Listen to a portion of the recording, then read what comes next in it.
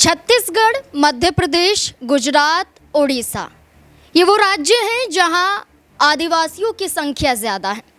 आदिवासी बहुल्य राज्य में भारतीय जनता पार्टी की सरकार है। और एक और ऐसा राज्य है जो आदिवासी राज्य कहा जाता है, और वो राज्य है झारखंड। और झारखंड में है झारखंड मुक्ति मोर्चा की सरकार, मुख्यमंत्री हेमंत सोरेन। ये कहा जा रहा है पश्चिम बंगाल, असम में भारतीय जनता पार्टी की जीत के बाद कि अब झारखंड की बारी है। झारखंड में भी अब भारतीय जनता पार्टी का भगवा रंग लहराता हुआ नजर आ सकता है। जो रंग है वो झारखंड में भी दिखाई दे सकता है, जो झंडा है वो लहराया जा सकता है। और झारखंड मुक्ति मोर्चा जो गठबंधन के साथ सरकार में है, वो अपना गठबंधन तोड़कर भारतीय जनता पार्टी के साथ हाथ मिला सकती है। ऐसा पहली बार नहीं है, इससे पहले भी कई बार ऐसे कयास लगाए जा चुके हैं। जब हेमंत सोरेन दिल्ली के दौरे पर थे, मुलाकात अमित शाह से की गई थी और मुलाकात के बाद माना गया था कि खुद हेमंत सोरेन बीजेपी के साथ जाना चाहते हैं, गठबंधन में आना चाहते हैं। अब ये देखना होगा कि क्या वाकई अब झारखंड में कमल खिलने की बारी है। क्या जो एक समीकरण देखा जा रहा है, जो प्रयास तमाम राज्यों में देखा गया है, क्या अब झारखंड की तरफ इसी प्रयास का रुख किया जाएगा? इसी से जुड़े हुए तमाम सवाल यहाँ पर नजर आते हैं। जानने की कोशिश करेंगे इन सभी सवालों के जवाब। हमारे साथ हमारे सहयोगी अमन सर जुड़ चुके हैं। सर, जैसे असम में हमने देखा कि झारखंड मुक्ति मोर्चा कोई सीट तो नहीं जीत पाई, लेकिन ये कहा जा रहा है कि 2 सीट पर दूसरे नंबर पर रही। इसी के साथ साथ 14 सीटों पर तीसरे नंबर पर झारखंड मुक्ति मोर्चा रही और 7 सीटों पर 15,000 से ज़्यादा वोट हासिल झारखंड मुक्ति मोर्चा ने किया।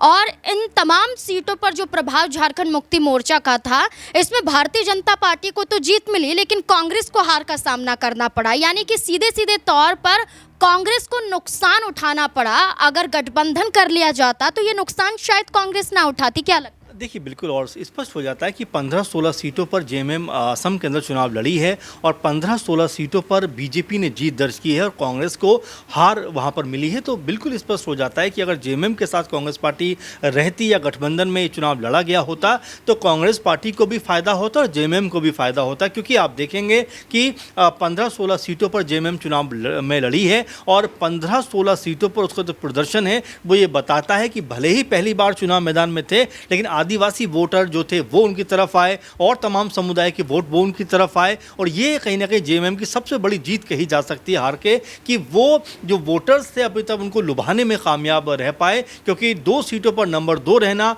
13-14 सीटों पर नंबर 3 पर रहना, ये अपने आप में बहुत महत्वपूर्ण और अहम बात हो जाती है कि जो कांग्रेस पार्टी जेएमएम को जो है सीटें देने को राजी नहीं थी, उन्हीं की वजह से कांग्रेस पार्टी का जो कह सकते हैं कि जो जनाधार था या जो एक तरह के जीत की संभावनाएं थी वो कमजोर होती हुई दिखाई पड़ी और कांग्रेस पार्टी महज 19 सीटों के ऊपर सिमटती हुई दिखाई दी, जिससे समझ सकते हैं कि यहां पर अगर दोनों दल साथ मिलकर लड़े होते तो शायद स्थिति कुछ और दिखाई पड़ती। लेकिन अब यहां बीजेपी को जिस तरह से फायदा हुआ है उसको लेकर भी अब ये बात कही जा रही है कि क्या ये फायदा झारखंड तक पहुंचता हुआ दिखाई पड़ेगा, यानी क्या बीजेपी और जेएमएम अब यहां से कोई राह तलाशती हुई दिखाई पड़ सकती है। चूंकि पहले भी ये बात उठ के सामने आई थी, क्योंकि हेमंत सोरेन की मुलाकात बीजेपी के कई बड़े नेताओं से हुई थी, उस समय भी ये बात कही जा रही थी कि क्या हेमंत सोरेन यहां पर बीजेपी के साथ जा सकते हैं और क्या यहां पर सरकार जो है वो बदलती हुई दिखाई पड़ सकती है। बीच में एक बयान कोट करना चाहूंगी, बीजेपी के प्रवक्ता हैं अजय आलोक, उन्होंने ये कहा है कि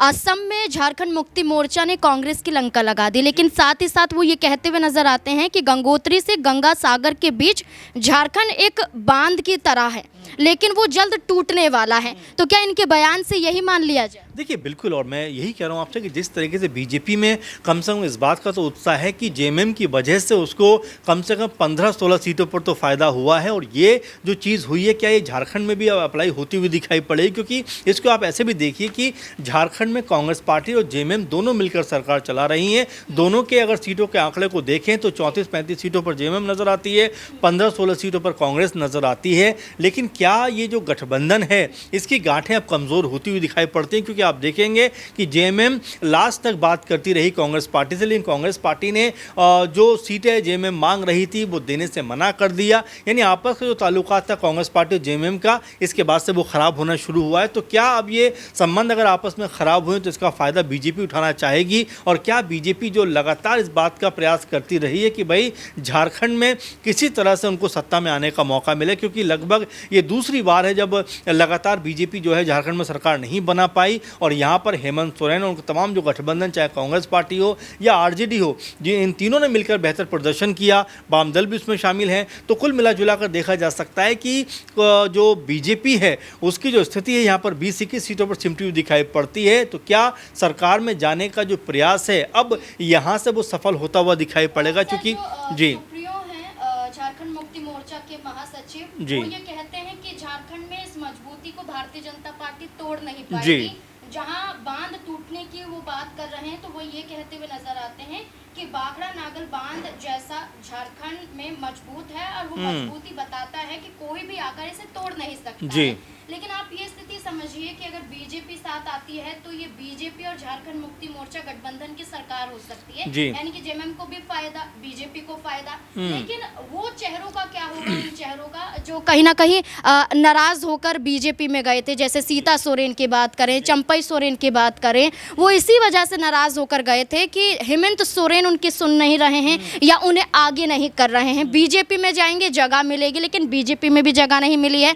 अगर दोनों साथ में आते हैं तो क्या इनकी स्थिति यहाँ पर नजर आ सकती है? देखिए बिल्कुल, और ये कहीं ना कहीं सोच ज़रूर कहीं ना कहीं रही होगी कि क्या सीता सोरेन एक बार फिर मजबूत वापसी करती हुई नजर आएंगे, क्या चंपई सोरेन उनको कोई महत्वपूर्ण स्थान बीजेपी के अंदर मिलेगा। लेकिन देखिए ये सिर्फ कयासों पर दिखाई पड़ता है, क्योंकि ज़मीनी स्तर पर ये दोनों ही बड़े नेता जो जेएमएम के एक समय हुआ करते थे बीजेपी में, वो इज्जत सम्मान वैसा नहीं मिलता हुआ दिखाई पड़ता। लेकिन हाँ, अगर जेएमएम बीजेपी का साथ आने का जो कह सकते हैं कि जो प्रयास है वो जो चल रहा है, अगर वो सफल रह पाता है तो इनकी स्थिति भी मजबूत होती हुई दिखाई पड़ेगी। देखिए राजनीति यही चीज़ होती है कि यहाँ पर परमानेंट दुश्मनी और दोस्ती नहीं होती, सारा कुछ जो होता है वो मौका देखते हुए होता है।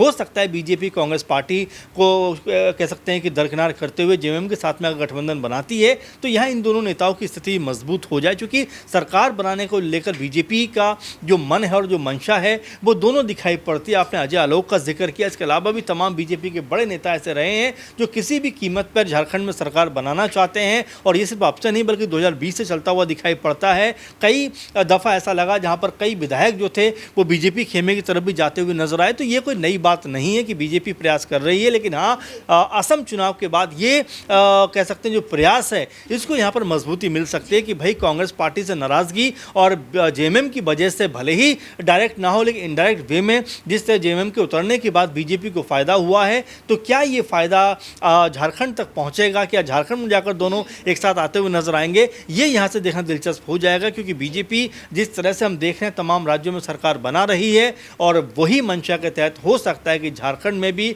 उनका जो प्लान है, उनकी जो कोशिश है वो सफल होती हुई दिखाई पड़ जाए। बिल्कुल, ये ज़रूर कहा जा रहा है कि ये प्रयास अब से नहीं है बल्कि अब से कुछ दिनों पहले से ही हम देख रहे हैं, दिन नहीं महीने लगा लीजिए कि आप यहाँ कब से बीजेपी चाह रही है कि झारखंड मुक्ति मोर्चा हाथ मिला ले उनके साथ, कांग्रेस से गठबंधन तोड़ दे।